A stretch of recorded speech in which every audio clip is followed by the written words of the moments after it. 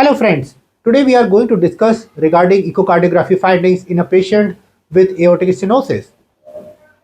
Now coming to valve anatomy first. So there is thickening, calcification of cusp with restricted systolic opening. There is reduced cusp separation and there is doming in systole, especially in the case of bicuspid aortic valve. So basically, there is progressive fibrosis and calcification which takes place, which results in reduction in cusp mobility, which causes obstruction to the blood flow from left ventricle to the aorta during systole. Second, left ventricular changes. So, as we have already discussed, in a patient with aortic stenosis, there is increased LV afterload, which causes increase in LV pressure overload, which results in concentric left ventricular hypertrophy. So initially the ejection fraction is normal or increased due to compensation, but later over a period of time it may come down or there may be reduction in ejection fraction due to decompensation.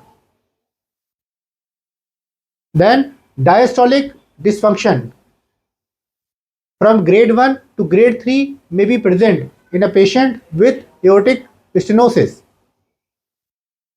Number 3, hemodynamic parameters. Now we will go through various parameters. Number 1, peak velocity. So if the peak velocity is between 2 to 2.9 amp per second, we label the patient to have mild aortic stenosis. If peak velocity is between 3 to 3.9 amp per second, we label the patient to have moderate aortic stenosis. And if it is more than 4 amp per second, we label the patient to have severe aortic stenosis. Number 2, mean pressure gradient. So if the mean pressure gradient is less than 20 mmHg, we label the patient to have mild aortic stenosis.